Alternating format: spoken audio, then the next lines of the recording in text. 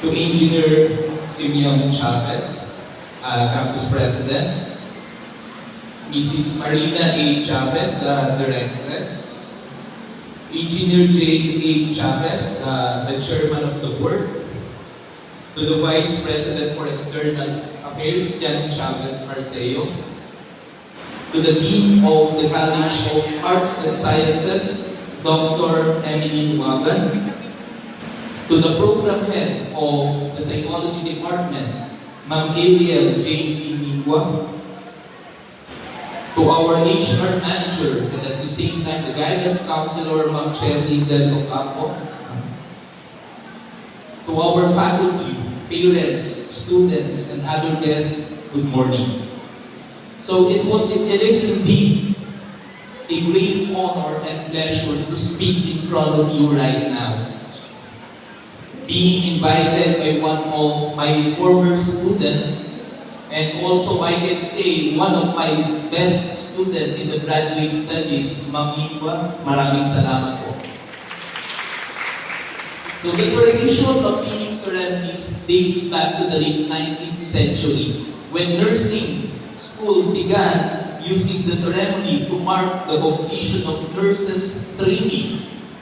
Over time, Phoenix ceremonies have become common in various fields, including psychology. It is a significant event that marks the culmination of years of hard work and dedication for psychology students. These serve as a platform to celebrate your achievements and recognize your commitment to the field.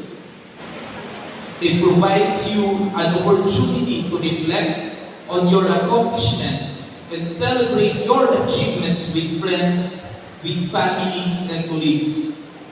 This ceremony serves as a symbolic initiation into the profession that marks the beginning of your career as psychology professionals. Kaakibat ng team na inyong matatanggap ay ang responsibilidad na kasama nito. With this year's theme, talaghay from struggle to strength, embracing resilient path as future mental health practitioners. Sa simpleng salita, aside from the one mentioned by Ma'am Mingwa with the word talaghay, it can also mean the courage to endure pain, suffering, or misfortune. That's another way of interpreting this talaghay. The question is, kaya na ba? Na-equip na ba tayo? Ang hirap ng may kinakaharap na problema, tapos ang napili pa nating kurso o field ay ang kurso na humaharap sa problema ng iba. I remember I was asked by one of my former students, "Sir, as mental health professionals, is it okay for us to be depressed?" I smiled and I answered, "Yes, tao tayo eh. But always remember, as mental health professionals, we must be psychologically healthier than them." Hindi naman pwedeng pag-iyak nila, mas humahabol-hul tayo. At sasabihin, ako din eh. Napagdaanan ko din yan. E di lalo silang na-depress. Dalawa na kayo ngayon. It is very challenging task for us at the same time. Yet a very satisfying one. Living out with talaghay is yet another challenge for us. A challenge that we must conquer. Something that we need to acquire. Sabi nga, you cannot give what you do not have. Sa panahon ngayon, na more than 1,600 lang ang registered psychologists and only half ang nasa clinical practice. sa makatuwid sa bawat 125,000 na Filipino, may isang psychologist lamang. Isang malaking hamon ang nakaatang sa ating mga balikat. Kaya ako personally natutuwa ako na ang dami din palang estudyante dito.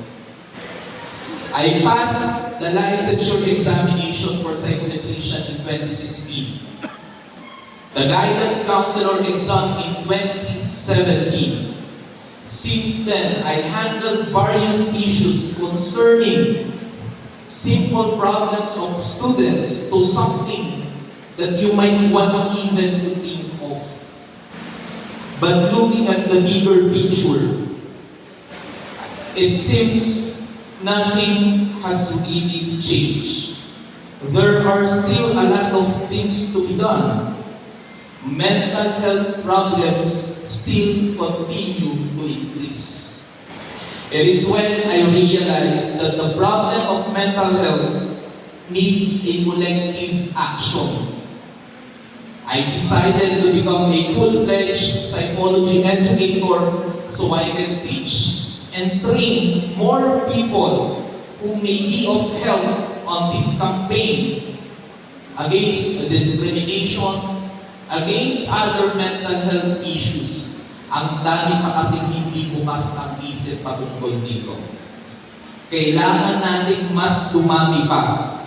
And I hope this pinning ceremony will not stop you from pursuing the career that you want. Sana hindi pagka-graduate ng college, tapos na, psychology graduate ako. Take the licensure examination for psychometrician, pursue graduate studies, develop talenthay, and help people. Remember, we cannot undermine the crucial role we play in developing the future of this country by providing our students with mental health-friendly environment. These students who will become the front runner of our country, we can only do this by continually improving ourselves. As I end up my speech this morning, I would like first to ask you, what is the best theory in theories of personality? Palagay niyo.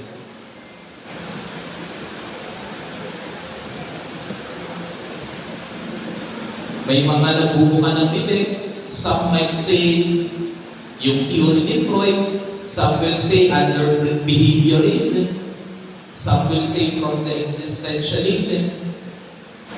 We may have favored a single or couple of theories, but there is no such thing as best theory.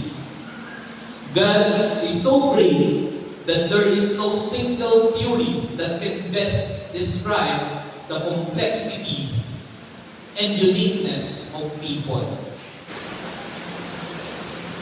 The million-dollar question is, do you have what it takes to face these people with their own set of unique traits and qualities? Do you have this talenthay? So maraming salamat po at mabuhay ang mga psikologi.